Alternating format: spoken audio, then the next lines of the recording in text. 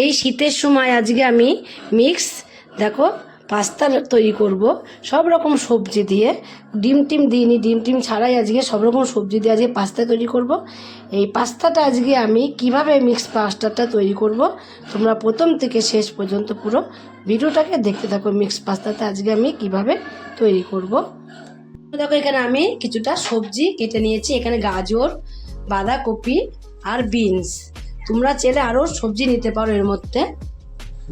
আমি একটা দেখো চপার নিয়েছি, চপারের মধ্যে সবজিগুলোকে দিয়ে দেবো।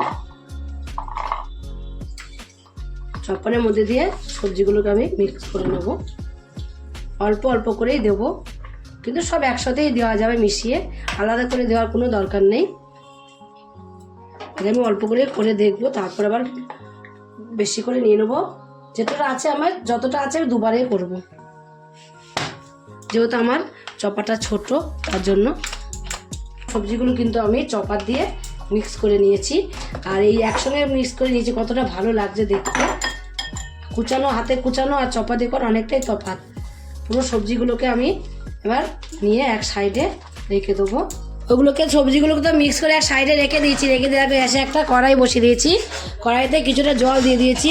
জলটা গরম হয়ে গেছে। এবার দেখো অল্প একটু লবণ আমি এর মধ্যে দিয়ে দেবো। আর দিয়ে দেবো এর মধ্যে আমি অল্প একটু সাদা তেল। তেল আর লবণটা দিয়ে একটু জলটাকে গরম করে তো আগেই নিয়েছি, আর একটু গরম করে নেব। গরম হয়ে গেলে এবার একটুখানি তেলটা দিয়ে একটু জলের সঙ্গে ভালোভাবে একটু মিশিয়ে নেব। আর লবণটাও কিন্তু এর সঙ্গে মিশে গেছে একদম। এবার জলটা ফুটে গেলে এখানে আমি পাস্তাগুলোকে দিয়ে দেবো। দেওয়াতে কিন্তু পাস্তাগুলো একটার গায়ে একটা লেগে যাবে না। এভাবে আমি একটু সিদ্ধ করে নেব। সাদা তেল আর লবণ দিয়ে যদি পাস্তা সিদ্ধ করা যায়, অনেক সময় দেখবে গায়ে গায়ে লেগে যায়। আর এই সাদা তেল দিলে এক ফোঁটা গায়ে লেগে যাবে না। সিদ্ধ হয়ে গেছে, একটা ঝুড়ির মধ্যে নামিয়ে দেবো। আমি নামিয়ে একটা ঝুড়ির মধ্যে জলটা ঝরাতে দিয়েছি। এদিকে দেখো গ্যাসে আমি আবারও কড়াইটা বসিয়ে দিয়েছি। কড়াইটা বসিয়ে দিয়ে প্রথমে অল্প করে আমি এর মধ্যে তেলটা দিয়ে দেবো। অল্প করে তেলটা দিয়ে কটা আমি এখানে চিনেবাদাম নিয়ে নিয়েছি। চিনেবাদাম কটা ভেজে নেব। চিনেবাদামগুলোকেও একটু ভেজে নেব। চিনেবাদামগুলোকে লাল লাল করে একটু ভেজে নেব। কিন্তু দেখো চিনেবাদামগুলো আমার ভেজে নেওয়া হয়ে গেল। ওই দেখো পটপট করে যখন ফুটবে তখনই ভাববে যে বাদামগুলোকে ভেজে নেওয়া হয়ে গেছে। দেখো পটপট করে ফুটে পেটে যাচ্ছে। এই বাদামগুলোকে ভেজে নেওয়া হয়ে গেছে। এই বাদামগুলোকে আমি তুলে নেব। তেল রয়েছে এর মধ্যে, অনেকটাই তেল আছে। আবারও একটু তেল আমি এর মধ্যে দিয়ে দেবো। যেহেতু সবজিগুলো দেবো তার জন্য একটু বেশি করে তেলটা দেবো। দিয়ে তেলটা হয়ে গেলে কিছুটা পেঁয়াজ কেটে রেখে দিচ্ছি, আমি পেঁয়াজটাকে এর মধ্যে দিয়ে দেবো। আগে পেঁয়াজটা দিয়ে একটু নাড়াচাড়া দিয়ে নেবো। পেঁয়াজটা চপারে দিইনি আমি, পেঁয়াজটা আমি হাতেই কুচি কুচি করে কেটে নিয়েছি। পেঁয়াজটা যদি চপারে দিই না, তাহলে পেঁয়াজটা সবজিগুলোর সাথে ভাজা হবে না, পুড়ে যাবে। তার জন্য আমি পেঁয়াজটা চপারে দিলাম না। পেঁয়াজটা দেখো নাড়াচাড়া দিয়ে নিয়েছি। কিছু সময় নাড়াচাড়া দিয়ে নিয়ে এর মধ্যে দিয়ে দেবো যে সবজিগুলোকে আমি কেটে রেখে দিয়েছিলাম, সেই সব সবজিগুলোকে এর মধ্যে দিয়ে দেবো। আমাদের পাস্তা, এমনি পাস্তা সবসময় খাওয়া হয় আমাদের। এই শীতের সময় দেখবে কত রকম সবজি পাওয়া যায়। তোমরা এর মধ্যে বিটটাও কিন্তু দিতে পারো। আমি বিটটা দিইনি। বিটটা দিলে কেমন একটা কালার হয়ে আসে, তার জন্য আমি বিটটাকে দিইনি। সবজিগুলো একটু করে আমি ভাজা করে নেবো, হালকা করে ভেজে নেব। ভেজে নেওয়ার জন্য এর মধ্যে আমি দিয়ে দেবো আগে প্রথমেই সামান্য অল্প করে একটু লবণ। লবণ দিলে এবার খুব সুন্দরভাবে তাড়াতাড়ি করে সবজিগুলো ভাজা হয়ে যাবে। কারণ অল্প একটু লবণ দিয়ে কিন্তু সবজিগুলোকে আমি ভেজে নেবো। সবজিগুলো ভাজতে ভাজতে আমি চিনেবাদামগুলো নামিয়ে রেখে দিয়েছিলাম, ওগুলোকে একটুখানি হালকা করে গুঁড়ো করে নেব। গুঁড়ো করে খোলাগুলোকে ছাড়িয়ে নেব। এইভাবে গিলাস দিয়ে একটু চেপে চেপে চেপে চেপে নিলেই কিন্তু দেখবে খুব সুন্দর বাদামগুলো একটু ভেঙে গেছে। বেশি ভাঙবো না, কিন্তু বেশি গুঁড়ো গুঁড়ো করবো না, একটু হালকা গুঁড়ো গুঁড়ো হলেই হবে। এই অর্ধেক হলেই হবে। যেরকম ঝুঁকুটা বাদাম রয়েছে সেই বাদামটা অর্ধেক হলেই হয়ে যাবে। এভাবে গুঁড়ো করে নেবো। দিয়ে ভাজা হতে হতে গুঁড়ো হয়ে যাবে। ফু দিলেই দেখবে খোসাগুলো এমনি পড়ে যাচ্ছে। খোলাগুলো ওদিকে ছাড়ানো হয়ে গেছে। এদিকে দেখো ভাজাও প্রায় হয়ে আসলো আমার।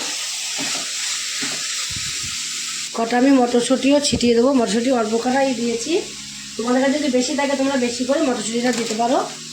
কটা কাঁচা লঙ্কা কুচি ছড়িয়ে দেবো উপর দিয়ে। অল্প করে একটু হলুদ এইভাবে উপর দিয়ে ছড়িয়ে দেবো।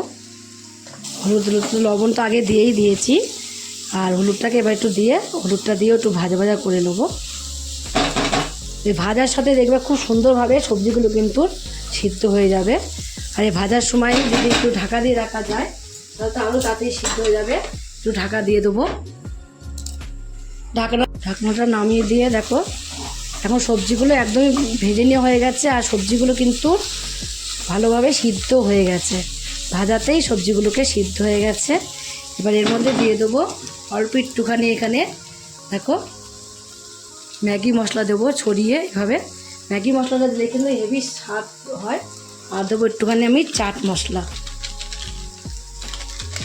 চাট মশলাটাকে এইভাবে একটু ছড়িয়ে দেবো। চাট মশলা দিলে জানো কেমন স্বাদ বাড়িয়ে দেয়। আর কোনো কিছু মশলা কিন্তু আমি এর মধ্যে দেবো না। এবার এর মধ্যে দিয়ে দেবো আমি পাস্তাগুলো। কমপ্লিট হয়ে গেছে ভেজে নেবো, পাস্তাগুলো সব দিয়ে দেবো। পাস্তাগুলো দিয়েও কিন্তু এভাবে এবার একসাথে নাড়াচাড়া দিয়ে নেবো। দেখো আমি পাস্তাগুলোকে দিয়ে সবজির সঙ্গে মিশিয়ে নিয়েছি। আর এই ইয়েতে তোমার ওই চপারে দিয়ে আমি সবজিগুলো কুচিয়ে নিয়েছি বলে একদম দেখো পাস্তার সঙ্গে সবজিগুলো কত সুন্দর মিশে গেছে। দেখতেই কিন্তু কতটা সুন্দর লাগছে তোমরা দেখো। আর খেতে যে কতটা সুন্দর হবে তার ঠিক নেই। এবার কমপ্লিট হয়ে গেছে। আমি পাস্তাগুলো দিয়ে একটুখানি তারপরেও আমি পাস্তাগুলো দিয়েও কিন্তু 5 মিনিটের মতন এইভাবে নাড়াচাড়া দিয়ে নিয়েছি। আর এই সময় কিন্তু গ্যাসের ফ্লেমটাকে একদম কমিয়ে দিতে হবে। আর এই সময় গ্যাসের ফ্লেমটাকে আমি একদম কমিয়েই দিয়েছি। এবার আমি বাদামগুলোকে দেখো অল্প করে একটুখানি কিন্তু খোলাগুলো ছাড়ানো হয়েছে, পুরো খোলাগুলো কিন্তু ছাড়ানো হয়নি। বাদামগুলোকে দিয়ে দিয়েছি। বাদামগুলোকে দিয়ে এইভাবে নাড়াচাড়া দিয়ে নেবো। এও কিন্তু নাড়াচাড়া দিয়ে নিয়েছি। বাদামগুলো দিয়ে এবার এর মধ্যে দিয়ে দেবো আমি কিছুটা ধনেপাতা কুচি। এই সময় ধনেপাতা দিয়ে যদি এই করা যায়, ও যা লাগবে খেতে, তোমরা আসলে একদিন খাবে বাড়িতে শুধু বলবে। আমার এবার ধনেপাতা কুচিটাকে দিয়ে দিয়েছি। এবার ওপর দিয়ে ছড়িয়ে দেবো আমি একটুখানি গোলমরিচের গুঁড়ো, তাও সানরাইজের। দেখেছো তো সমস্ত জিনিস কিন্তু আমি সানরাইজেরই ব্যবহার করি, তোমরা দেখতেই পাও। এবার গোলমরিচের গুঁড়ো দিয়ে এভাবে আমি একটু ওপর দিয়ে নাড়াচাড়া দিয়ে নেবো। তাহলে পুরো এইবার পাস্তাটা হয়ে গেছে। পাস্তাটাকে নামিয়ে দেবো, নামিয়ে সার্ভ করে দেবো।